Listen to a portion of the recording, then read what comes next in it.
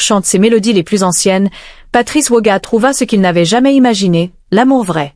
Fatigué des faux-semblants de la ville et des désillusions qui l'avaient marqué, il tomba sur elle. Une jeune femme pygmée, à la beauté brute et au charme authentique, dont la simplicité désarmante effaça d'un coup tout le superflu de son existence passée. Elle n'était pas comme les autres. Elle incarnait une vérité profonde qu'il avait cru impossible à atteindre. Pourtant, tout n'était pas rose dans cette nouvelle aventure. Derrière lui, en ville, restait une compagne avec qui il avait construit une vie, ou du moins essayé. Ensemble, ils avaient eu un enfant, mais leur relation, bien qu'historique, s'était effritée sous le poids des attentes, des critiques et d'une froideur mutuelle qui s'installait inexorablement. Son ancienne compagne était obsédée par les apparences et les ambitions sociales. Chaque jour passé avec elle n'était qu'une course vers un bonheur illusoire. Alors, quand Patrice Woga rencontra cette femme pygmée, il comprit enfin ce qu'il manquait, une vie de paix et d'authenticité. Les mauvaises langues n'avaient pas tardé à parler. Il est sous l'emprise d'un charme, disaient certains, moqueur et sceptique. Il parlait de sortilèges que seuls les gens de l'Est pouvaient manipuler pour attirer les étrangers dans leurs filets. Mais Patrice riait de ces rumeurs. Ce qu'il avait trouvé ici ne relevait ni de la magie ni d'un quelconque mysticisme. C'était une rencontre profonde avec une femme qui lui offrait exactement ce que la ville et son ancienne relation ne pouvaient, une simplicité désarmante, un amour véritable et une dévotion que seule une âme pure pouvait offrir. Elle était tout ce qu'il recherchait, travailleuse, loyale et dynamique, l'incarnation même des valeurs qu'il respectait.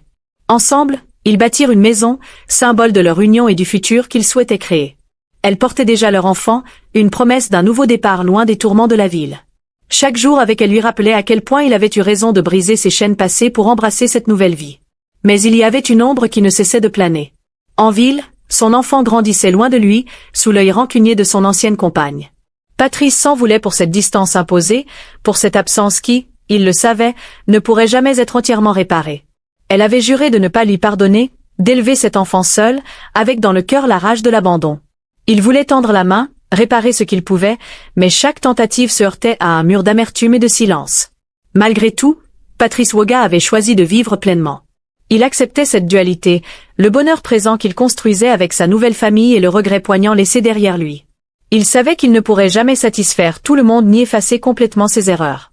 Mais ici, au milieu des forêts ancestrales et avec cette femme à ses côtés, il trouvait une sérénité que rien d'autre n'aurait pu lui offrir.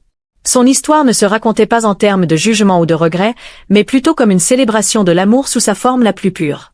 Car au bout du compte, ce n'est pas la société qui dicte le cœur d'un homme, mais la vérité qu'il trouve en lui-même.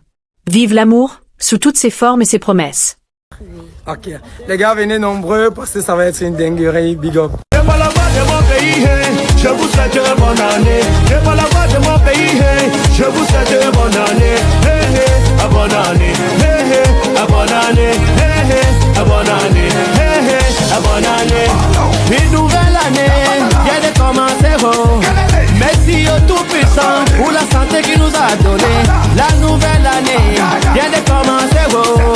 Loin des problèmes, loin des moustiques, loin des problèmes.